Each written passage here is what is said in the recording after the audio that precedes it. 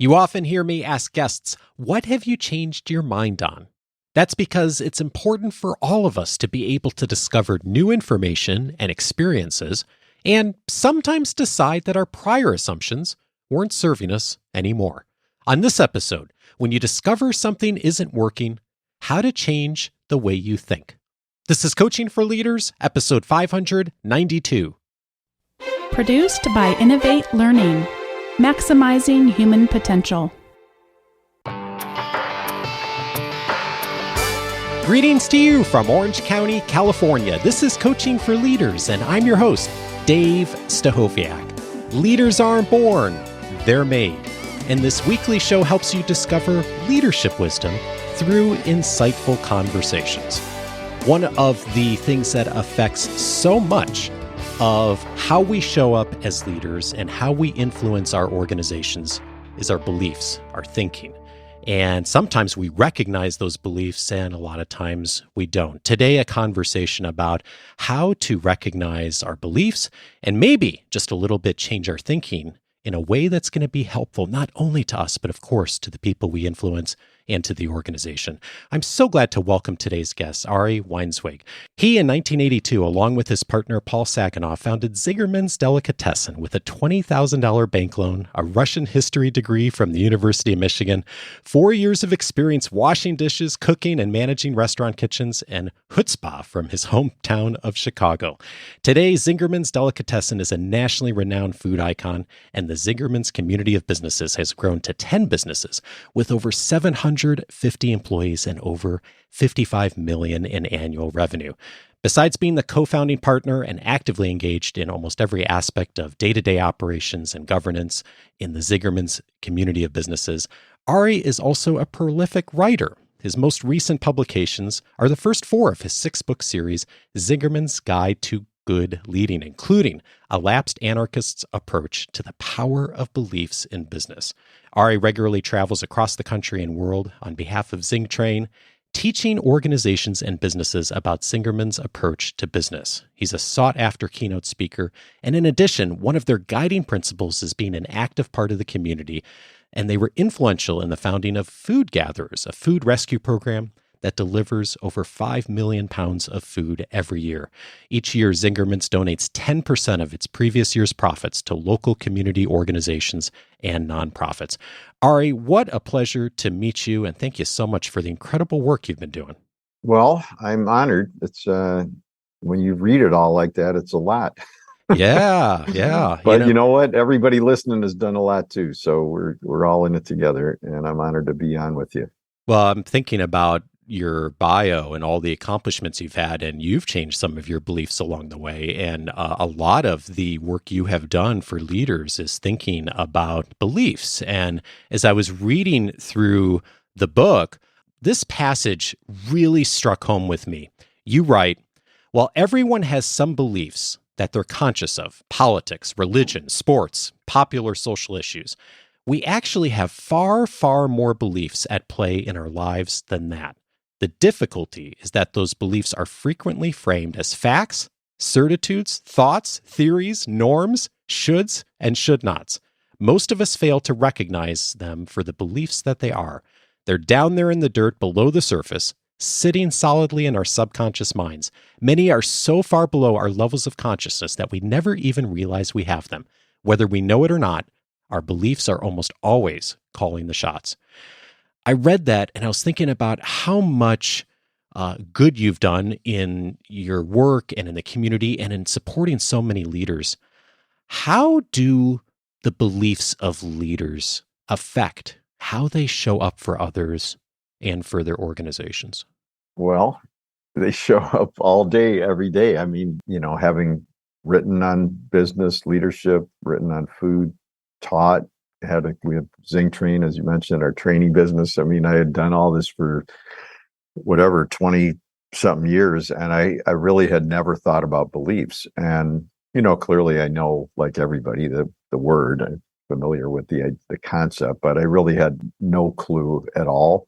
I guess you could say my beliefs about beliefs were very shallow and limited. And I was reading Bob and Judith Wright's book, Transform, and they had this little cycle in there, which is reproduced in my book, and I learned it from them. It kind of blew my mind because it gave me insight at the time into some organizational issues that I had gotten really frustrated with. I couldn't figure out what the problem was. I was using all the various techniques that we aren't really going to talk a lot about today, but none of it was really working. And when I saw this self-fulfilling cycle, it blew my mind because I was like, that's the problem. The people on the work group say they're on board, but they don't really believe in the work.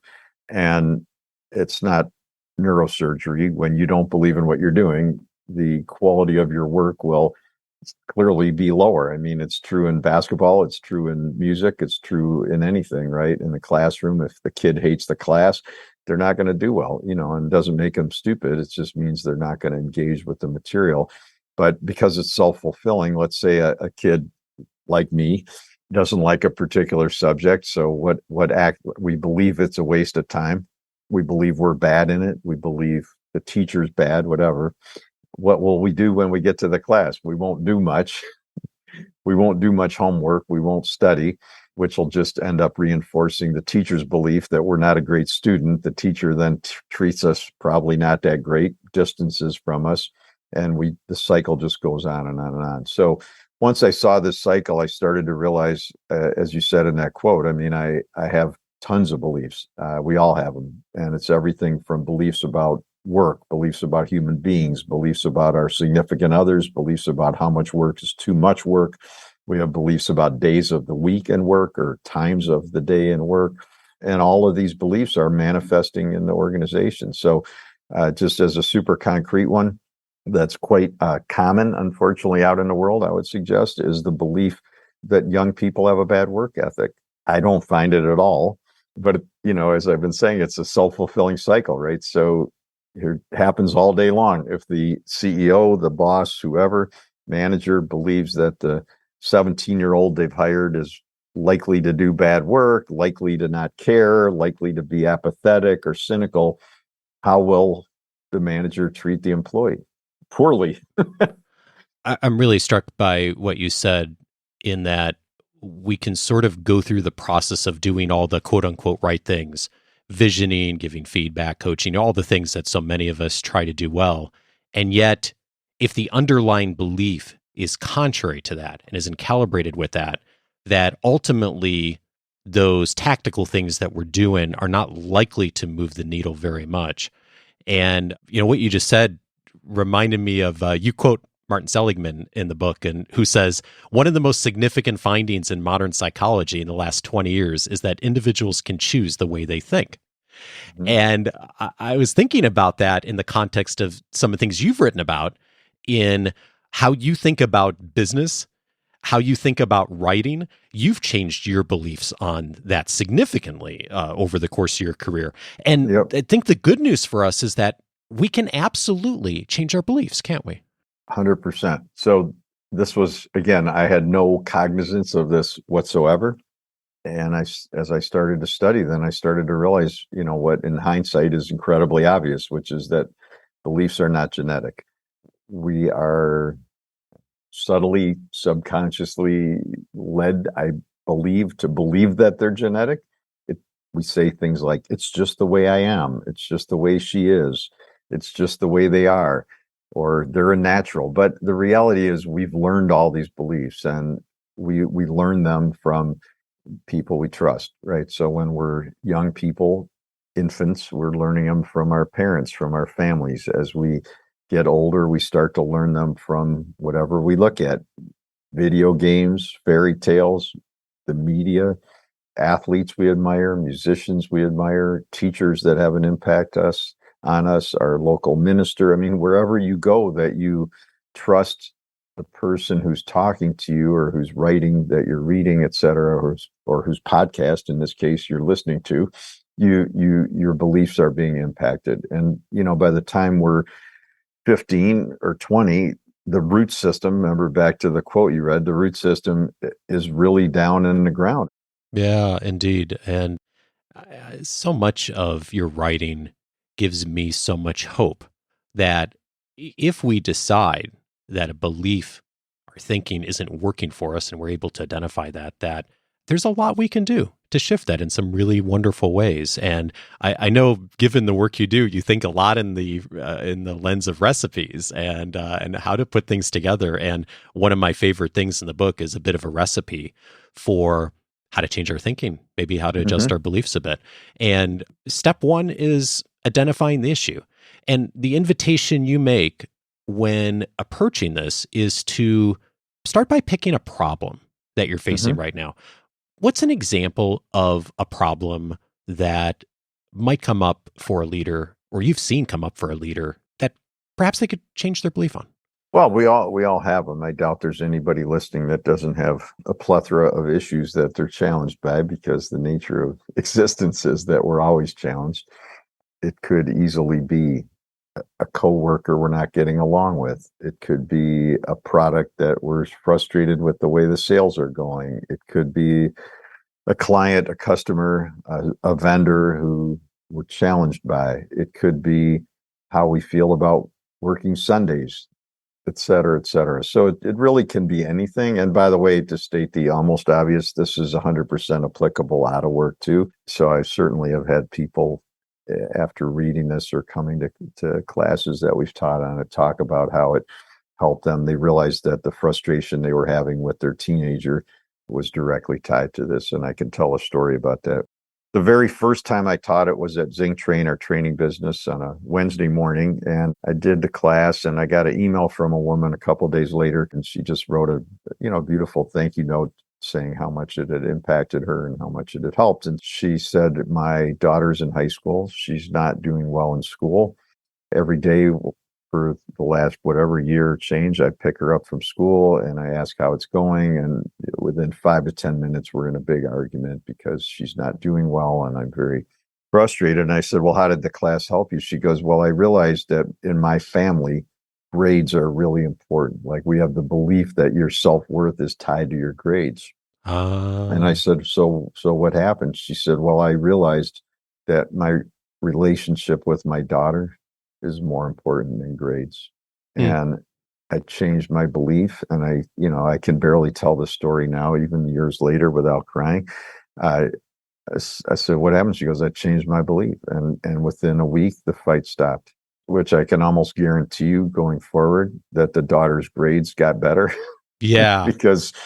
because instead of exerting all this negative energy fighting over grades, it became a relationship between mother and daughter that was supportive and that recognized that grades matter, but they were hardly the most important thing in the world. And that the mother realizing the relationship with the daughter would go for many decades long after school was over. And I mean, it's an incredibly powerful example of something incredibly simple, but literally we're simply changing the belief from grades are absolutely essential to your human value to grades matter, but they're far less important than the quality of how I get along with you and our connection as mother and daughter.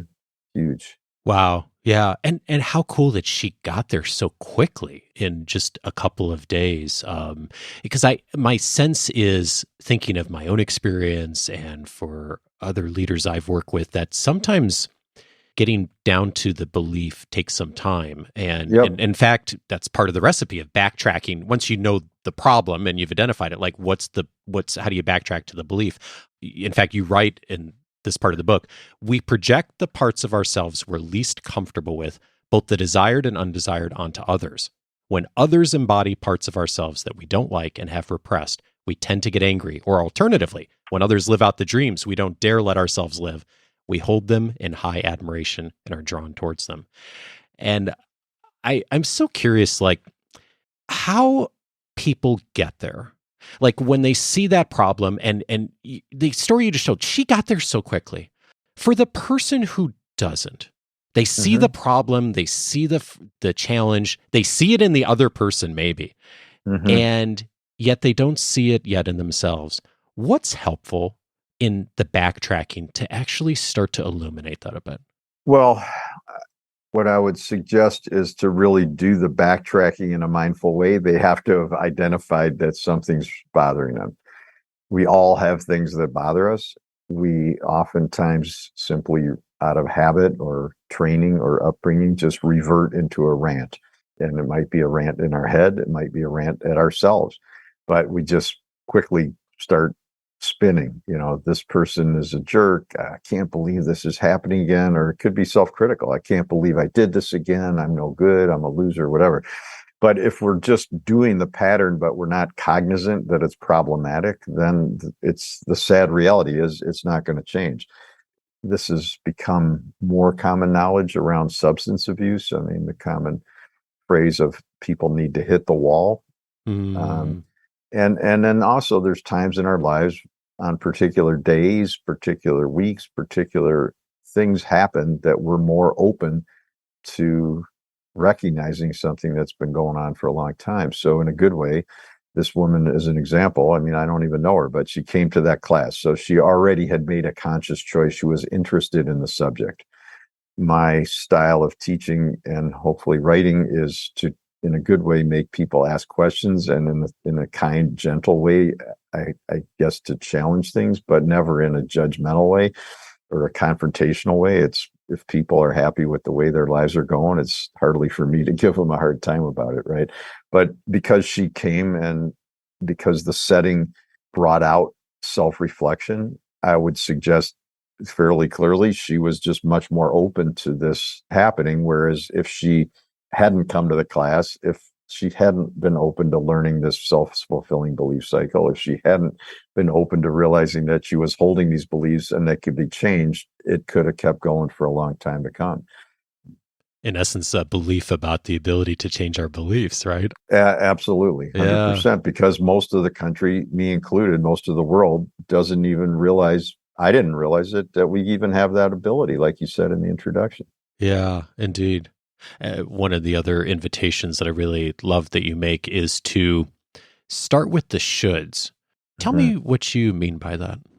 Well, the shoulds are essentially beliefs, but we are comfortable with the word should. So every time so Sam Keen, Keen, whose books are incredible. He's in his early 90s out in Sonoma. I recommend all of his writing. I'm paraphrasing the quotes in the book, but he said, the first task of introspection is realizing where we've been programmed by the shoulds and should nots of others. So again, if there's something that we feel like we should, and then we reflect on it and we truly want to hold that belief, fabulous. But many times there's things that we react to because we have been taught that we should or shouldn't have to do this, we should do that. I often use the example of working on Sunday. I don't have kids. My girlfriend is a farmer. We're not religious. I'm in the food business. I don't care about working Sunday. It's no different than working Tuesday. Now, I'm not judging people who, for religious reasons, family reasons, whatever, have reasons they don't want to work Sunday. But there's honestly, other than a religious belief, there's nothing inherently any different than Sunday than any of the other days of the week. But if we get scheduled on a Sunday and our whole day is, oh my God, I shouldn't have to work. This is terrible. What a drag. What a bummer. My boss is a jerk. It's just creating this very negative situation. And where did that come from? Like, nobody's genetically born believing they shouldn't work Sunday. Yeah, and so part of that is like surfacing that belief, and I'm guessing there are folks within your organization who do really hold that belief, and surfacing that, understanding that, being conscious of that, and being able to honor that is so huge. And the progression of this as we start to backtrack to what the beliefs may be, and we start to surface that awareness, is to do some homework. And the ask you make of leaders is to understand how you've arrived where you are. What's critical about understanding that? Well, I've seen, even in myself, we can change a belief without understanding where it came from. So it's not impossible, but it's much healthier, much likely more lasting change if we really try to backtrack or dig down and figure out where something came from. So as you mentioned, I mean, I metaphorically started to look at beliefs as the root system of our lives. And if you're 40 and you learn something from your parents at the age of 1, you have 39 years of root system growth, right? Which you don't have to be a farmer to figure out is going to be some pretty big roots. So oftentimes things that we learned at one point of our life were helpful for certain roles that we were in, but they may no longer be helpful, right? So being able to backtrack to the beginning to see where it came from, it's just so helpful. I mean, so whatever that the belief that that asking for help is a sign of weakness, like where did I get it? Well, there's the obvious social norms. It certainly was portrayed a lot in film or whatever, in books, that you were the most successful if you were the one who could do it on their own. And then also, I mean, I learned in hindsight, I learned a lot from my mother, and it's not cutting on her. I mean, my parents got divorced when I was 3. She single parent raised me and my sister until she remarried my stepfather. I mean, so she needed that in order to push herself through to get to success. It's just that the problem is 40 years later as a leader, it's not that helpful a belief. So it's not a criticism of her for practicing it. It's not like she told us not to ask for help. It's just the belief is transferred through implicit behaviors, through side comments, or through the way stories are told or whatever. So once I start to realize that asking for help is a good thing, then I can start to actually ask for help, which leads to development for me. It helps the people around me realize that also them asking for help is a good thing. Part of the process that you recommend in doing some of this homework is something you call learning to confront our canons. What does that look like?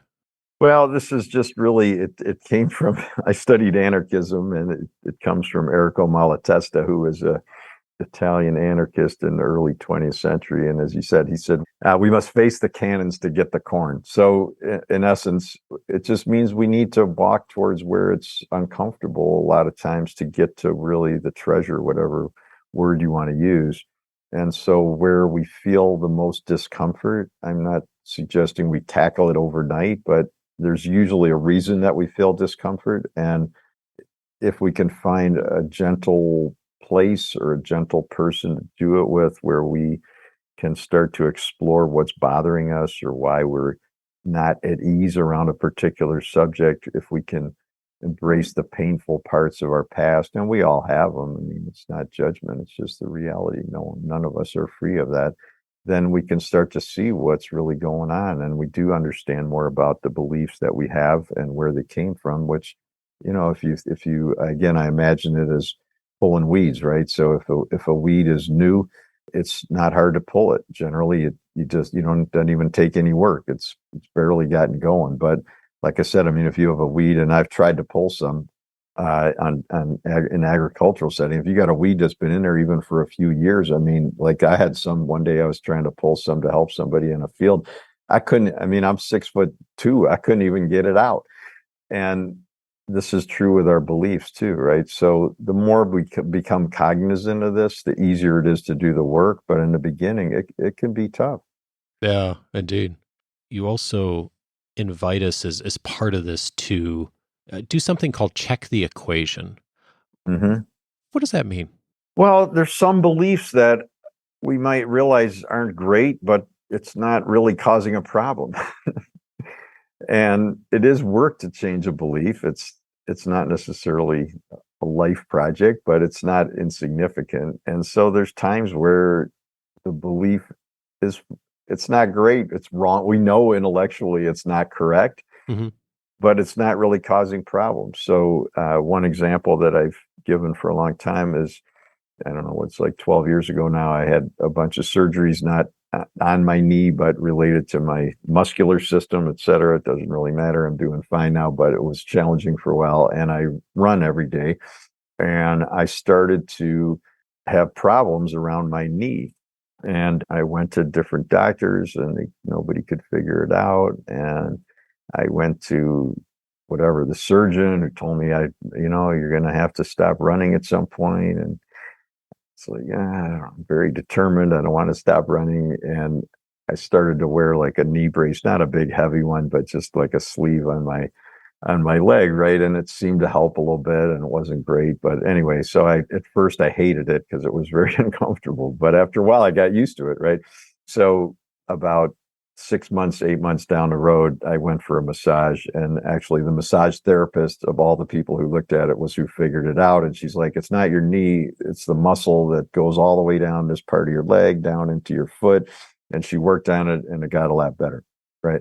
Anyway, I've kept wearing the knee brace just really out of security. And after a couple of years, I realized I know I don't need this. It doesn't do anything. I'm fine. But when I take it off, I feel naked when I'm running. And so I just was like, just wear it, like whatever. I'm used to it. It's not bothering me. It's essentially like a good luck charm. I know it's not doing anything, but it's not causing a problem either. So I just keep putting it on every day when I run. Right. So it's a good example of where, in this case, the equation, when I did the equation, it didn't dictate that I needed to change it. I just kept going with it. Conversely, the woman that I told the story about with the daughter, the equation she did was, it's far more important for me to do the work to change my belief about grades in the interest of building my relationship with my daughter than it is the other way.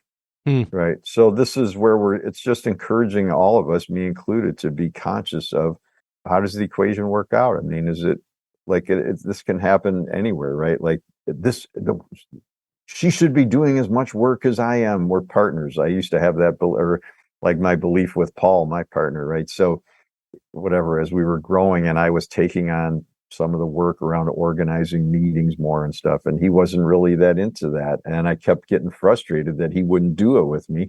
And honestly, I was complaining about it in therapy, and my therapist goes, well, is he stopping you from doing it? I'm like, no, but we're partners. And so we need to do this together. And he goes, yeah, but is he stopping you?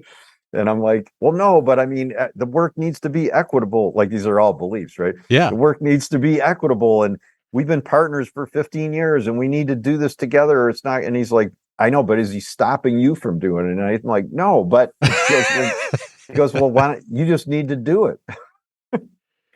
So, I mean, it was just it's a concrete example of where I was stuck in an old belief. It's not evil, but it's not weird. Like, it's the belief that as equal business partners, we would take on the leadership work equally. But of course, it's not reality. And there's things that Paul does that I don't do. And there's things that I do that he doesn't do. But it was challenging for me to let go of that belief. But it helped me. It helped the organization. And my therapist was right. He wasn't stopping me. So it was really my own self-limitations that were causing the problem, not him. So much of leadership comes back to ourselves, doesn't it? It's all ourselves, because if I changed my beliefs, like if you, like in the current employment situation, right? So if you're short-staffed and you hold that belief that I started our conversation with, that millennials have a bad work ethic, it is not helping you to attract millennials to your business. And because they're picking up that energy, and we're leaders who hold that belief are essentially isolating those people from the organization. They're paying full price, but getting only a fraction of what those people are capable of. And I'll be honest, we have 17-year-olds doing incredible work. And I've seen 60-year-olds do really bad work. Like, I just have never seen any correlation between age and work. So these are problems that we have created unconsciously, unintentionally, and they're problems that by changing the belief, I think we can fix. Will changing the belief make all 17-year-olds into great employees? No. But if you hire 10 and 6 do great instead of 1 doing great, doesn't that help everybody? And you're helping them lead a better life. You're helping them to have better beliefs about bosses, better beliefs about work, better beliefs about themselves, which is changing society. Yeah, indeed. And, when it comes to these new beliefs that we decide to adopt intentionally, mindfully, the point you make is change now, find facts later. Yeah. And I think that's interesting because that's contrary to the thinking in a lot of organizations. What's important about changing first, finding the facts second? It's contrary to the belief that we have. Yeah. So in practice, every human, we filter out the information that does not support our beliefs, and we allow in the information that supports our beliefs. And in fact, many people listening are high achievers. We go find information that will support our beliefs, right? Indeed. So what this tells you is, if you think it through, is the commonly used saying, which is in essence a belief. I'll believe it when I see it, right? When I teach this, I ask how many people have heard it. Everybody raises their hand. I'll believe it when I see it. But then I point out, okay, I've just been teaching you about this filter. What ought it to be? And of course, it's the inverse. If you change your belief, you will see things differently, right? So a new employee's been hired. They've asked you to do the training. You believe the guy's a jerk. They never should have hired him. I could tell already he's not going to work out. So that's your belief. What will happen is if he does something wrong, it will just reaffirm your belief that he was no good. Sure. Right? If you believe that, shift the belief, like he's going to be great. But of course, learning a new job is hard. When he makes exactly the same mistake, it's just like, well, these are normal mistakes that new people make, right? Because this is the reality that we're all dealing with. And when we change the belief, we will see things differently. So it's actually, I'll see it when I believe it. One of the beliefs you changed is your belief about writing. And you talk about that extensively in the book. And one thing you have done is you write a ton now, all the books and the email newsletters. And you were very kind to share your email address. And I know you're very open to folks reaching out. So I'm going to post that in the episode notes. And also, I'd make the invitation to join in on your writing. You send out something, is it every week or every other week? Yeah, it's every week. It's an e-news that comes out on Wednesday afternoon. And yes, it's a lot of work, but I like it. Ari Weinzweig is the co-founder of Zingerman's, Delicatessen, and the author of one of the many books, A Lapsed Anarchist's Approach to the Power of Beliefs in Business. Ari, thank you so much for your work and your leadership. Grateful. Thank you, Dave. It's an honor to be on the show, and I look forward to connecting with folks who are out there. And certainly, there's much more to converse about, but I'm really happy to hopefully be of help to people.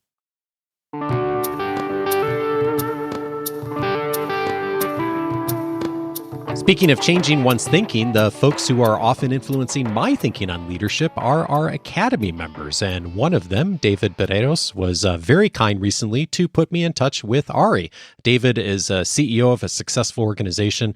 His entire team got together with Ari's team and did some wonderful learning. He came back to me and said, what a great experience. Ari would be a wonderful fit for the show. Thank you so much, David, for that connection. And thanks again, Ari, for your time. Several related episodes, if you found this conversation helpful. One of them is episode 363, The Path of Humble Leadership with Edgar Schein and Peter Schein. I'm thinking about Edgar and Peter because Ari cites them a lot in his writing. They've been an influence in his work. I've mentioned a couple of those in the episode notes today. Ed Schein has been an influence on so many of us in our thinking about leadership and humility and changing our minds. Episode 363 for a bit more from him and Peter on his thinking. I'd also recommend episode 576, How to Help People Engage in Growth. Whitney Johnson was my guest on that episode. We talked about the beginning stages of the growth process and how to begin and engage there. Of course, very much a piece of this conversation as well, if you're looking for some good practical things that you can do for yourself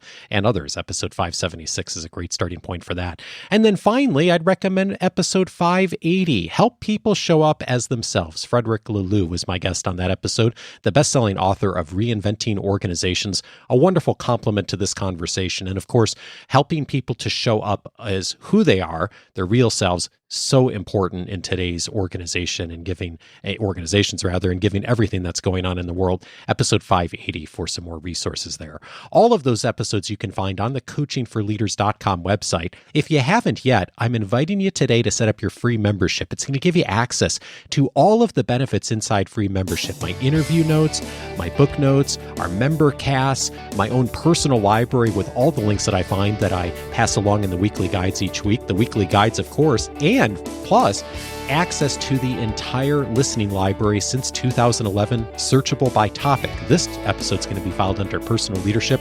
I've had many other conversations over the years related to personal leadership that you can find in there. Just go over to coachingforleaders.com and you will be off and running with us in just a few moments. Next week, I am glad to welcome our resident storytelling expert, David Hutchins, back to the show. We all know that we need good stories to share and to influence, and that leaders are storytellers. leaders, but a common challenge I hear is how do I find and collect those stories? David's going to be joining me to show us how to start finding useful stories that we can use inside our organization. Have a great week, and I'll see you back on Monday with David.